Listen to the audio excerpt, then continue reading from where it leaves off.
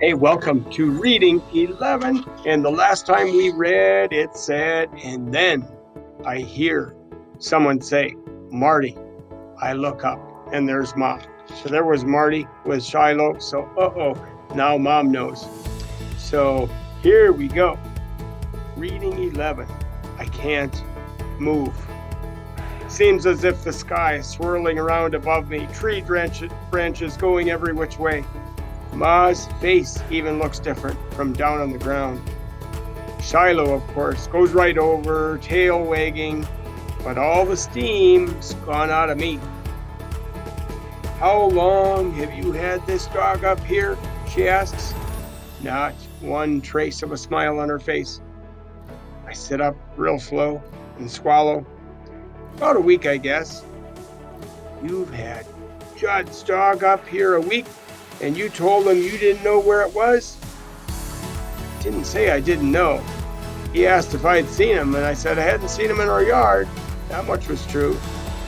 Ma comes around to the trunk of the pine tree, unfastens the wire that holds the fencing closed, and lets herself in. She crouches down in the soft pine needles, and Shiloh starts leaping up on her with his front paws, licking at her face. I can't tell at first how she feels about him. The way she leans back, away from his dripping tongue. And then I see her hand reach out with its short, smooth fingers and stroke him. So, we've got ourselves a secret, she says at last. And when I hear her say, we, I feel better. Not a lot, but some. How come you follow me up here tonight, I want to know. Now I can tell for sure her eyes are smiling, but her lips are still set. Well, I had my suspicions before, but it was the squash that did it. The squash? Marty, I never knew you'd eat more than a couple bites of squash in your life, and when you put a big spoonful of that to eat later, I know for sure it wasn't you doing the eating. And then the way you've been sneaking off every night. She stops stroking Shiloh and turns on me. I wish you'd told me. Figure you'd make me give him back. That dog don't belong to you. Mine more than Judd's, I say hotly. He only paid for him. I'm the one who loves him. That doesn't make him yours. Not in the eyes of the law, it doesn't. Well, what kind of a law is it, Ma, that lets a man mistreat his dog? Ma just sighs and then starts stroking Shiloh's head. Shiloh wiggles a few inches closer to her on his belly, rests his nose against her thigh, tail goes wick-whack, wick-whack. Finally, Ma says, your dad don't know about him? I shake my head, more silence, and then she says, I never kept a secret from your dad. In the 14 years we've been married, you ain't gonna tell him. Marty, I got to. If he ever finds out about this dog and he knows I knew but didn't tell him, how could he trust me? If I keep this one secret from him, he thinks maybe there are more. He thinks he'll make me give him back to Judd, Ma. I could hear my voice shaking now. You know he will. What else can we do? I can feel hot tears in my eyes now, and I try to keep them from spilling out. I turn my head till they go away. Judd Travers ever comes here to get that dog, he'll have to fight me to get it. Marty, listen, Ma, just for one night, promise you won't tell Dad and I'll figure something out. Can tell she's thinking on it. You aren't fixing to run off with this dog, are you? Marty, don't you ever want to run away from a problem? I don't answer because that very thing crossed my mind. I can't promise not to tell your dad tonight if you can't promise not to run off. I won't run off, I say. Then I won't tell him tonight. Or in the morning neither, I add. I got to have at least one day to think. Don't know what good it will do, though. Have already thought till my brains are dry. Ma puts out both hands now and scratches behind Shiloh's ears, and he licks her all the way up and down her arms. His name's Shiloh, I tell her, pleased. And after a while, Ma gets up. You coming back to the house now? In a bit, I answer. It's hard to say how I feel after she leaves. Glad in a way that somebody knows. that I don't have to carry this whole secret on my head alone. I'm more scared than glad. Have me just one day to think about what to do and not any closer to an answer than I'd been before. I spend all my can money on stuff to feed Shiloh. Only money I have now to my name is a nickel. I found out by the road. Judge won't sell Shiloh to me for a nickel. My thought is to give him to somebody else and not tell whose dog it is and then tell Ma that Shiloh would run off, but that would be 2 more lies to add to my pack.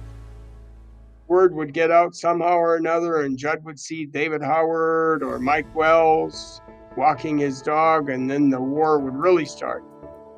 All I can think of is to take Shiloh down to Friendly the next day and draw me up a big sign that says "Free, World's Best Dog" or something, and hold it up on the road to Sistersville, hoping that some stranger driving along will get a warm spot in his heart for Shiloh, stop the car and take him home. And I won't ask him where home is neither. So when Ma asks where the dog is, I can honestly say, I don't know. When I get back to the house, Dad's just washing up at the pump, using grease to get the oil off his arms. He's yelling at Darylyn and Becky, who are playing in the doorway, screen door wide open, letting in the moths. I go inside, and Ma's putting the dishes away in the kitchen, lifting them out of the drain rack and stacking the plates on the shelf. She's got the radio on and is humming along with a country music song. It's you I want to come home to. It's you to bake my bread. It's you to light my fire. It's you to share my bed. That was the country song. She sort of blushes when she sees me there by the refrigerator listening to her sing. I know I'm not going to sleep much.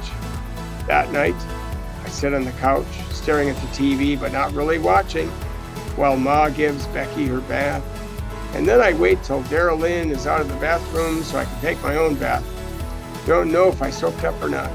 Don't even know if I washed my feet. Go back in the living room and Ma has my bed made up on the sofa. The house gets dark, the doors close, and just the night sounds come from outside. No, there's a piece of cardboard somewhere out in the shed I can print on. There won't be any trouble getting Shiloh to Friendly either. I'll put that rope on his collar, and he'll follow along good as anything. We won't take the main road, though, in case Judd's out in his truck. Take every back road I can find. And then I'll plant myself on the road to Sistersville holding that sign. Shiloh waiting beside me, wondering what we're going to do next. What am I fixing to do anyway? Give him to the first car that stops? Don't even know the person driving. Might even be I'll give Shiloh...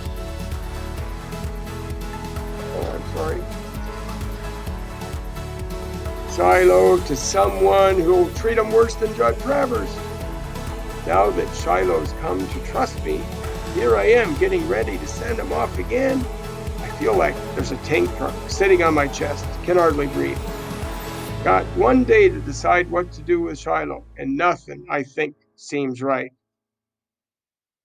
I hear Shiloh making a noise up on the far hill in his pen. Not now, Shiloh, I whisper. You've been good as gold all this time. Don't start now. Can it be he knows what I'm fixing to do?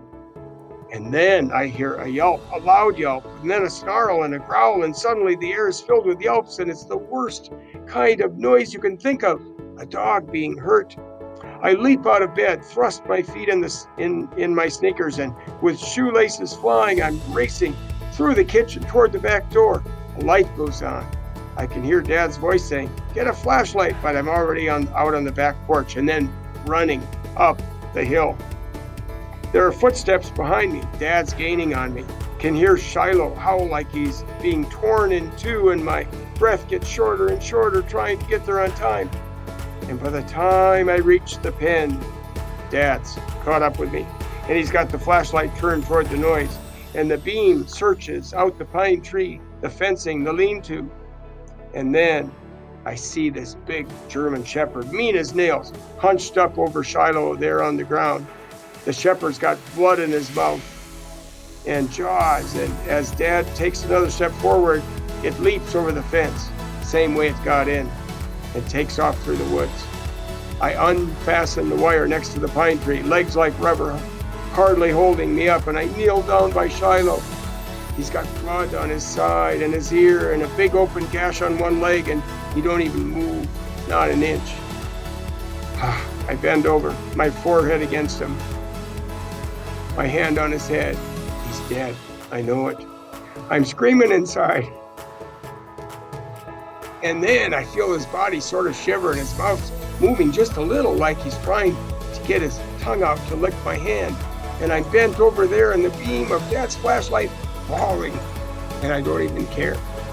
Whoa, that's the reading of end of reading 11. Yikes. I told you this book was going to get exciting. So take out your Google Doc and do your great summary and your questions, predictions, and thoughts. Yikes.